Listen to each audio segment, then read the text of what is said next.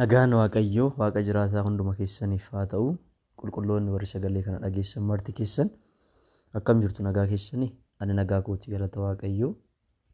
Maqaan Waaqayyoo kan eebbifame haa ta'u. Inni nu gargaaree araara isaa ayyaana isaa nu baay'isee immoo yeroo kana akka sagalee Waaqayyoo wajjin hin qooddannuuf inni carraa nuu kennee Waaqayyoon Waaqni jiraatan maqaan isaa kan eebbifame haa ta'u.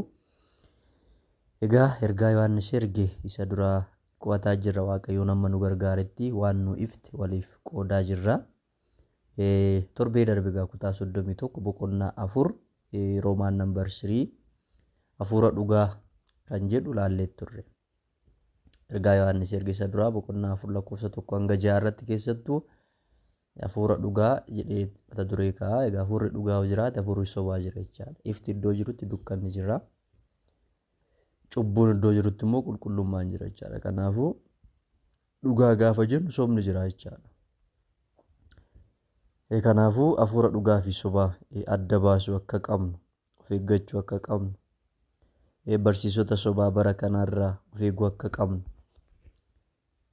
akkasumas jireenya keenya, jireenya amantootaa Waaqayyo fuulduratti boroo akka hin gaafatamneef of eeggannoodhaan sagalee Waaqayyoos ta'u wantoota goonu hundumaa madaallii sagalee Waaqayyoo irra keenyee raawwachuu akka qabnu torbee har'aa seensa ilaalleerra jechaadha. Boqonnaa 4 seensa ilaalleerra. Har'a immoo kutaa 31ttuma fufneeti ilaallaa. Kutaa 32 dhiifama itti fufneeti ilaallaa. Egaa yeroo tajaajilamnu wantoota armaan gadii beekuu qabna jenneeti kan dhaabne. Namni tokko yeroo tajaajilamu maal beekuu qaba? Sagalee Waaqayyoo yeroo namarraa qooddatu namni tokko maal beekuu qaba? Isa jedhu immoo waliin ilaalla jechaadha. Maqaan Waaqayyoo kan eebbifame haa ta'u. Maaliif yoo adda baasnedha ofii keenyas dhalootas oolchuu kan dandeenyu waan ta'eef. Kanaaf tajaajila keessatti amma fakkeenyaaf ani isin tajaajilaa jira, isin tajaajilamaa jirtu waan ta'eef maalidha yeroo isin tajaajilu wanti isin beekuu qabdan, wanti isin eeguu qabdan sagalee Waaqayyoo kan jedhu jechaan beekumsaa fi hawwii mataa keenyaa otoo hin taane sagalee Waaqayyoo kan jedhu maalidha kan jedhu immoo waliin ilaallaa. Galanni Waaqayyoof haa ta'u. Torbee darbe garuu seensa keenya sana dubbisee tanan kadhannee Waaqayyoon akka nu barsiisuuf gara barnoota keenya isaa har'aa kutaa 32tti darbina. Ergaa Yohaannis erge boqonnaa 4 lakkoofsa 1 hanga 2 nan dubbisaa maqaa Yesuus Kiristoositiin. Michoota koo warra hafuuraan dubbanna jedhan hundaa hin amanina. Warra hafuuraan dubbanna jedhan hundaa hin amanina. Waaqayyoo biraa yoo ta'an hafuurota isaan ittiin dubbatan qoraatii ilaalaa malee raajonni sobduun baay'een gara biyya lafaatti ba'aniiru. Hafuurri Yesuus Kiristoos fooniin dhufuu isaa amanatee beeksisu hundinuu kan Waaqayyooti. Kanaanis hafuura Waaqayyoo ta'uu isaa hin hubattu jedha. Yaa Waaqayyo Abbaa, ijaa ganama kanaa anas obboloota koos waan nu gargaarteef, waan nu wajjiniin taateef, qulqulloota guutummaa addunyaarra jiran Waaqayyo maqaa keetti warra amanan waan gargaarteef, waan gargaaraa jirtuuf, gara fuulduraattis abdii isaanii waan taateef maqaan kee bara amma baraatti haa ulfaatu. Yaa Waaqayyoo, mata dureewwan akka dhuunfaa keenyattis ta'e akka biyyaatti, akka waldooletti fuuldura keetti dhiyeessinu hundumaa akka ilaaltu. Yaa Waaqayyoo, harka kee akka irratti diriirsitu, deebii akka itti gootu maqaa Yesuus Kiristoositiin. Maqaan kee maqaa caaludha. Maqaan kee maqaa du'aa kaasudha. Maqaan kee maqaa seenaa jijjiirudha. Maqaan kee maqaa hidhaa hiikudha. Maqaa jaamaa banuudha. Maqaa Yesuus Kiristoositiin harka kee jiraataa, irree kee jiraataa isa bara baraatiin gaafiiwwan dhalootaa, gaafiiwwan waldoolee, gaafiiwwan maatii keenyaa, gaafiiwwan addunyaa kanarra jiru deebii argachuu mala jettee Waaqayyo fuuldura keetti ilaaltu maqaa Yesuus Kiristoositiin harka keetti diriirsi. Abbaa sabichaa, abbaa sagalichaa, abbaa yerichaa, hafuura qulqulluu ati Waaqayyoodha. Nu barsiisi. Yoo ati nu barsiiste malee nuti dadhaboota. Obboloota koo dhiiraa, obboloota koo dubaraa, gola jiranitti, lafa jiranitti, iddoo jiranitti, abboota, haadhota, gaggeessitoota bakka jiranitti harki kee jiraatan ayyaanni kee, araarri kee eebbi kee dhumaa fi daangaa hin qabne kan boqonnaa namaaf kennu maqaa Yesuus Kiristoosiin hunduma isaan irratti haa dhangala'u. Nu gargaari, nu wajjiniin ta'e, barsiisan dhugaa, jijjiiran dhugaa si'idha. Nu barsiisi, nu waliin ta'e maqaa Yesuus Kiristoositiin. Ameen. Galanni Waaqayyoof haa ta'u. Ergaa Yohaannis ergisa duraa gaa kutaa 32 irra qaqqabne irraa boqonnaa 4 geenye irraa tarii boqonnaa tokkotu nu hafa. Gara xumuraatti deemaa jirra jechaadha. Maqaan Waaqayyoo kan eebbifame haa ta'u. Egaa torbee darbee hafuura dhugaa fi hafuura sobaa jennee kaasnee turre. Hafuurri dhugaa akkuma jiru hafuurri sobaa jira. Hafuurri qulqulluun akkuma jiru hafuurri immoo xuraa'aan jira. Barsiifni sirriin akkuma jiru barsiifni sobaa jira. Raajonni dhugaa akkuma jira raajonni sobaa jiru.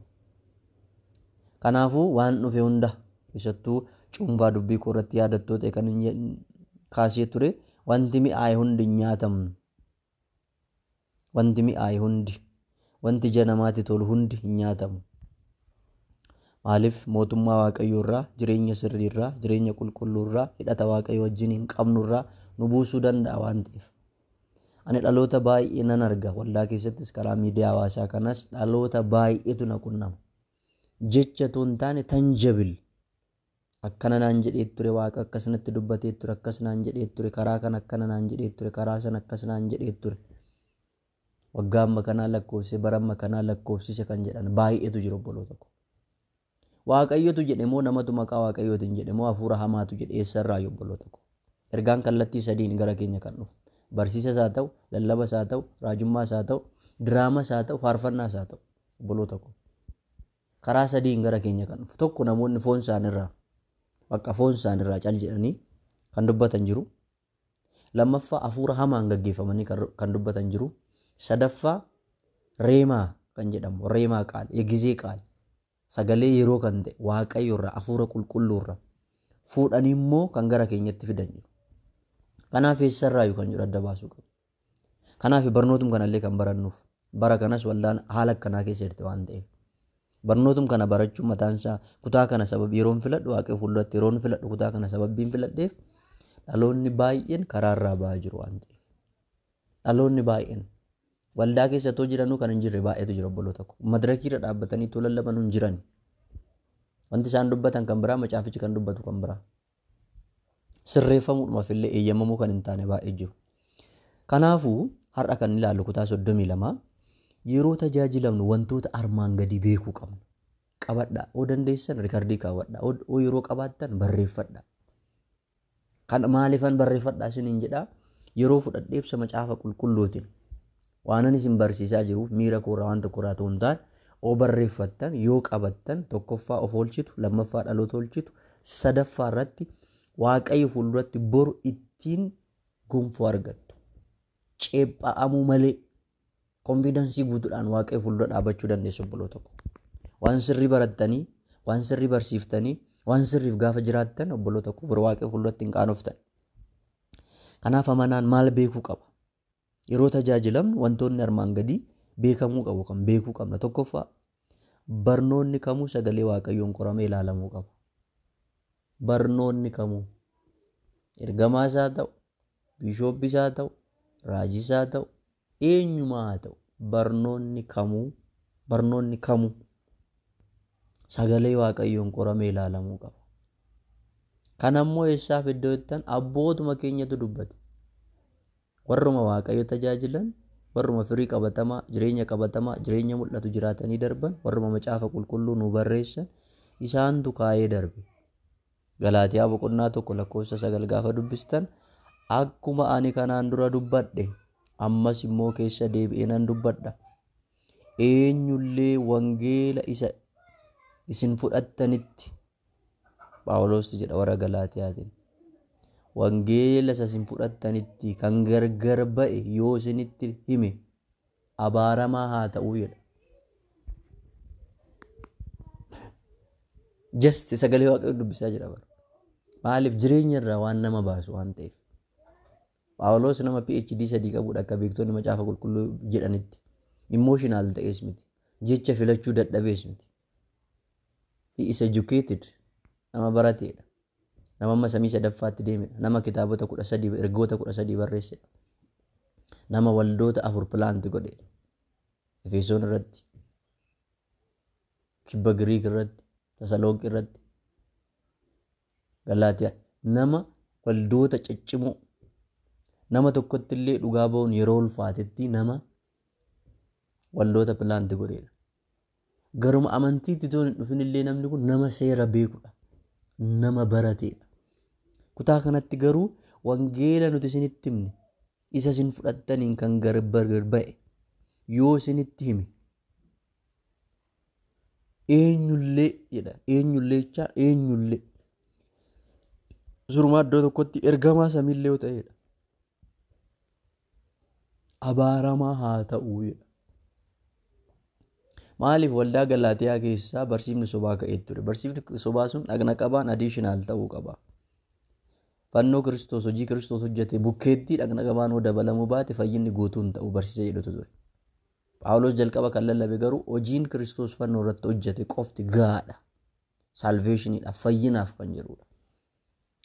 Bara kanas obboloota koo borcaa baay'eetu jira. Borcaa baay'ee waldaa keessa.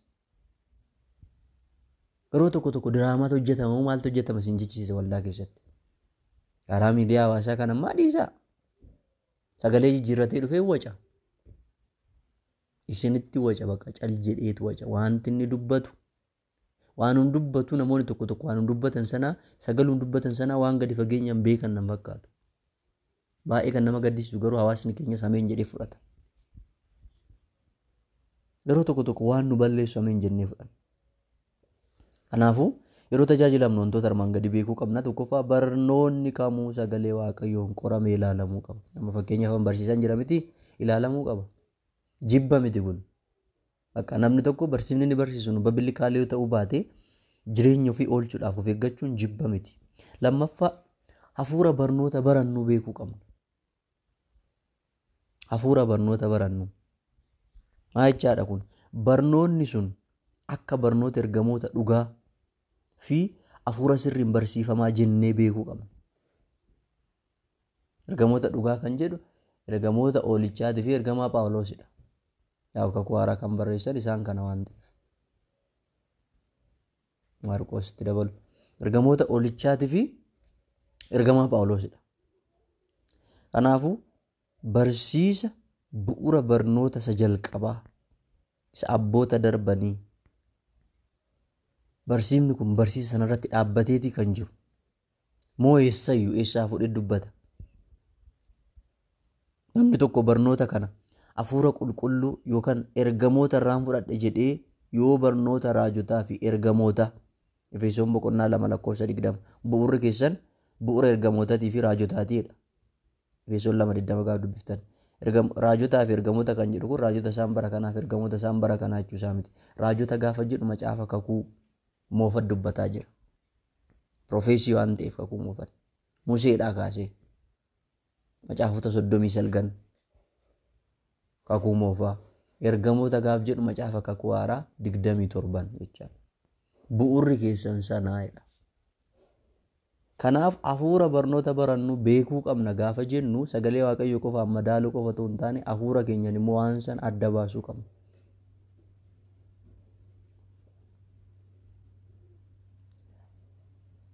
Raajonni darbanii fi ergamoonni darban kitaaba nuu kennan wajjiniin hafuura sana wajjiniin gaafa wal simsiifnu barsiifni barataa jiru. Wanti gara koo dhufaa jiru haala kamuunuu haa ta'u. Bifa faarfannaatiin ta'uu danda'a, bifa lallabaatiin, bifa raajummaatiin, bifa barsiisuutiin akka nama barsiisu kan ta'uu danda'a. Wal faallessoo ta'e fudhachuu hin qabu akka. Eenyumtuu obboloota koo sagalee Waaqayyooti gadi. Eenyumtuu maaliif bara kana tajaajiltoonni tokko sagalee Waaqayyoo isaan uumuu isaatu waan shakkanatti fakkaata iddoo tokkotti. Akkaataan isaanii, haalli qabiinsa isaanii. Eenyumtuu sagalee Waaqayyooti gadi. Kanaafuu yeroo tajaajilamnu wantoonni beekuu qabnu ni lammaffaanii hafuura barnoota barannu beekuu qabnu obboloota koo. Beekuu qabda obboleessa koo. Beekuu qabda obboleettii koo. Abboonni haadholiin beekuu qabna. Inni sadaffaa jireenyi namoota barsiisanii namoota barsiisanii gaafa jennu namoota raajanii jechuu dandeenya, namoota faarfatanii jechuu dandeenya, namoota lallabanii, namoota wangeela hojjetanii jechuu dandeenya. Whatever. Jireenyi namoota barsiisanii sodaa Waaqayyoo yoo qabaachuu baate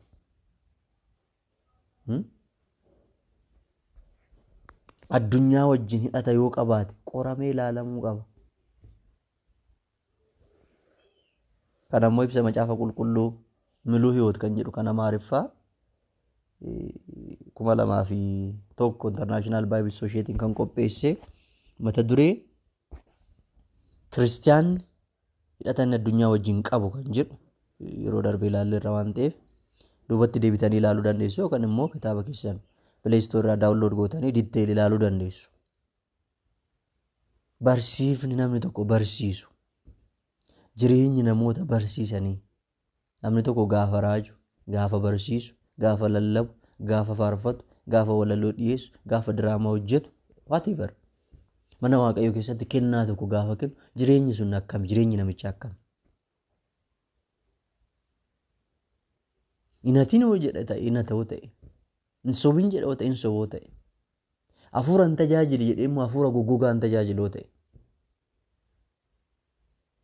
Namoonni tokko tokko waa'ee macaafa qulqulluu, waa'ee hafuura qulqulluu ibsa bal'aa kennu, jireenya isaanii keessa garuu hafuura qulqulluun aktiiv miti. Cubbuun isaan hudhee qabee jira. Raaree cubbuu keessa jiru. Goggogaadha wanti isaan dubbatan isinitti hin cuqu, laphee keessanitti hin cuqu, keessa keessanitti hin cuqu, isinitti hin maxxanu. Dubbii qofa dubbatu, dubbii miti immoo kan nama jijjiiru obboloota koo. Kanaaf Gooftaa Yesuus Kiristoos Wangeela Yohaannis boqonnaa 6 naannoo 60 fakkaata ittiin kadhattanii gaafa laaltan kan foon hin fayyadu jedhe Gooftaa Yesuus. Sagaleen ani isinitti dubbadhe jedhe. Jireenyasi hafuurasi jedhe. የሥጋ ምንም አይጠቅም እኔ ነገርኳችሁ ቃል ሕይወትም ነው መንፈስም ነው ይላል. ጀቺን ወከን ሰገሌን አንስት ዱባድ ተኮፋ ጅሬኛ ለማፋ hafuura jedhe. Kanaaf ergaa Yohaannis duraa boqonnaa 4 lakkoofsa 5 dhuftanii gaafa laaltan isaan kan biyya lafaati. Kanaaf isa biyya lafaa hin dubbatu. Biyyi lafaas isaan hin dhaggeeffataa jedha. Warri kan biyya lafaa ta'an jiru waldaa keessa. Waa'ee biyya lafaa kan dubbatan jiru. Biyyi lafaas kan isaan dhaggeeffatu jiru waldaa keessa jiru baay'ee. Xalaa kana Yohaannis kan barreesse amantoota fi baay'ee. Amantoota keessa namoonni jireenya akkanaa qaban otoo jiraachuu baatanii kan barreessu jiru. Gnostizootatu ture. Kiristoos fooniin mul'achuu isaa kan falmantu ture. Bara kanas qorree ilaalluu qabna. Maaliif warra kan biyya lafaa ta'an garuu maqaa Kiristoos kan dhaatan, wangeela kan dhaatan, jireenyi isaanii goggogaa, dubbiin isaanii goggogaa, lapheetti kan nama hin cobne, hafuura gogaa, keessa keessanitti kan hin maxxanne, oduu qofa obboloota ko. Oduun bu'aan qaba obboloota ko. Nama kan jijjiiru, sagalee Waaqayyoo hubachuu, jireenya kadhataa gabbifachuu, sagalee Waaqayyoo sana immoo guyyaa guyyaan jiraachuudhaaf shaakallii taasisuu, cubburraa fagaachuu. Isaan kan biyya lafaati jedhe Yohaannis. Kanaaf isa biyya lafaan dubbatu jedhe. Waan mul'atee badu dubbatu, isa biyya lafaa dubbatu, akka fedha isaanitti dubbatu, waan namootatti tolu dubbatu. Biyyi lafaa immoo isaan dhaggeeffataa jedhe. Inni alaas inni keessas wallaa keessa biyya lafaa jiru waan ta'eef. Namoota gosa 3 jira. Namoonni uumamaa jiru, namoonni foonii jiru, namoonni hafuuraa jiru. Namoota uumamaa kan jennu gooftaa kan hin qabne, Kiristoositti kan hin amanne. Namoota foonii warri jedhaman immoo Kiristoositti amananii garuu Kiristoosiif warra hin jiraanne, fedha foon isaaniitiif warra jiraatanidha. Namoota hafuuraa kan jennu garuu eenyu haa ta'u akka sagalee Waaqayyootti firii hafuuraa guddifataa warra jiraatanidha. Kanaaf jireenya namoota barsiisanii ilaaluu qabna obboloota ko. Akkam jireenya namootni barsiisanii bara kana. Inni arfaffaaf inni dhumaa kan nuti har'a ilaallu yeroo tajaajilamnu wantoonni nuti hubachuu qabnu, wantoonni nuti beekuu qabnu inni arfaffaaf inni dhumaa har'a kan ilaallu namoonni barsiisan gooftummaa Kiristoos jireenya kabaju qabu jennee yaaduu qabna. Jireenya kabaju. Roomaa boqonnaa 10 lakkoofsa 9 ilaaluu dandeessu. Keessattuu immoo fuula 1694 irratti miluu hiwoot irraa cuuphaa hafuura qulqulluu dhugaa madaaluu kan jedhu ilaaluu dandeessu. Macaafni qulqulluun ifaan dubbata waan ta'eef. Kanaaf ergaa Yohaannis isa duraa boqonnaa 4 lakkoofsa 2 irratti lakkoofsa 2 lakkoofsa 6 irratti Yohaannis akkas jedha. Lakkoofsa 2 akkas jedha. Hafuurri Yesuus Kiristoos fooniin dhufuusaa amanatee beeksisu hundinuu kan Waaqayyooti jedha. Yesuus Kiristoos fooniin dhufeera. Maal jechaan foon uffateera. Maaliif dhiigni toon dhangala'in dhiifamni cubbuu hin jiru. Dhiigni dhangala'uudhaaf immoo Kiristoos dirqama foon uffachuu qaba. Hafuura keessa dhiigni hin jiru waan ta'eef. Barsiisonni bara kana turan garuu Yesuus Kiristoos foon hin uffannee jedhu. Maaliif barsiisa isaanii keessatti foon hundi bakkataadha, hafuurri hundi immoo qulqulluudha jedhanii yaadu waan tureef barsiisonni yeroo sana turan ilaalcha akkasii qabu turan. Kanaafuu Yesuus Kiristoos fooniin dhufuusaa amanatee tokkoffaa kan beeksisu hundinuu kan Waaqayyooti jedha. Kanaanis hafuura Waaqayyoo ta'uusaa hin hubattuu jedha. Dhiifama tokkoffaa Yohaannis boqonnaa 4 lakkoofsa 6 immoo dhuftanii gaafa laaltan nuyi kan Waaqayyooti jedha. Ati kan kee miti, ani kan koo miti, hundi keenya kan keenya miti, kan Waaqayyooti. Namni Waaqayyoon beekus nu dhaggeeffataa jedha. Inni kan Waaqayyoon ta'in immoo nu hin dhaggeeffatu. Kanaan hafuura dhugaa, hafuura sobaatti gargar baafnee hin hubannaa jedha. Nuti kan Waaqayyooti jedhee dubbate Yohaannis. Kan Waaqayyoo waan taaneef warri kan Waaqayyoo ta'an nu dhaggeeffatu. Kanaan immoo maal goona jedha? Hafuura dhugaatii fi hafuura sobaa gargar baafnee hubanna. Kanaafuu wanti nuti beekuu qabnu namoonni barsiisan gooftummaa Kiristoos jireenya kabaju qabu jennee yaaduu qabna. Laayifii kabaju qabu, deddeebii kabaju qabu.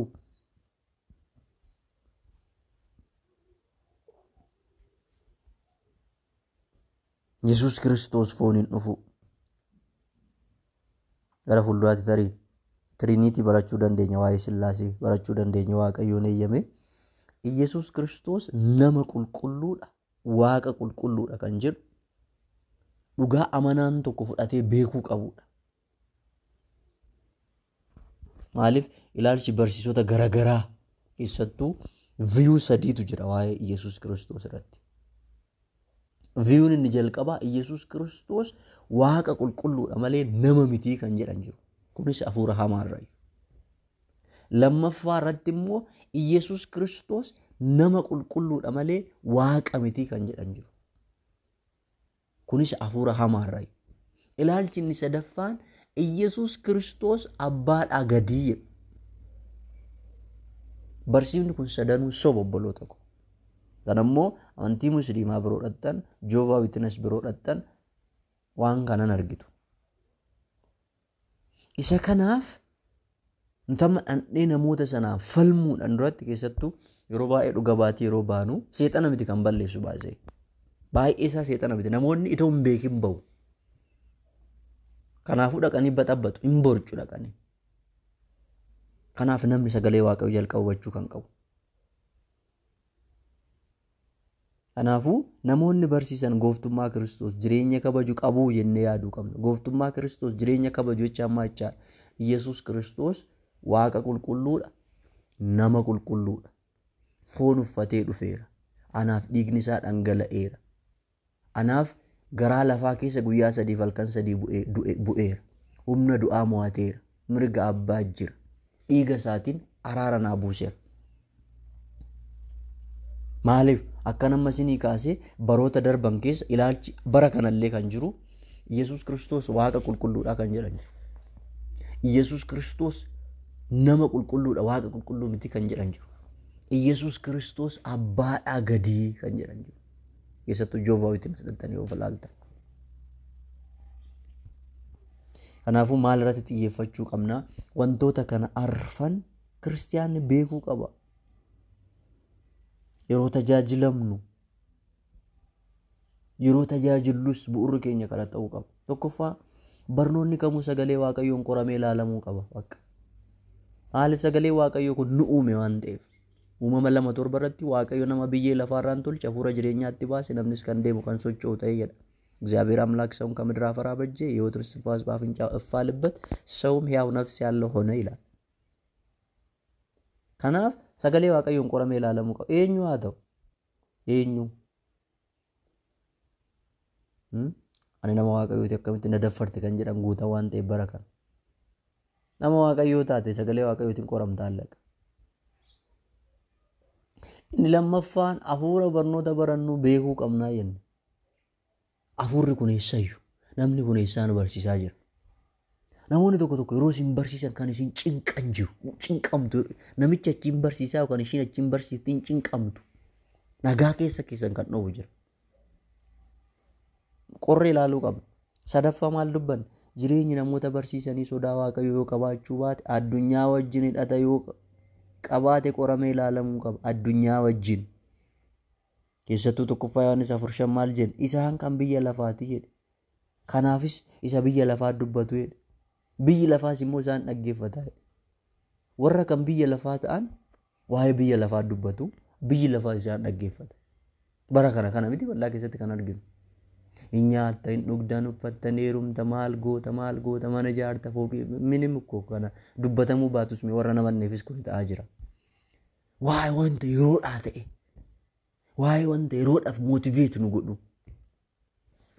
Obboloota koo sagalee waaqayyoo of gowwoomsuu hin qabu. Sagalee waaqayyoo waa'ee qulqullummaati, waa'ee qajeelummaati, waa'ee ilma isaa Yesuus Kiristoos, waa'ee hojii fannoo irratti nu hojjetameeti, waa'ee dhufaatii gooftaa Yesuus Kiristoositi, waa'ee mootummaa waaqayyooti.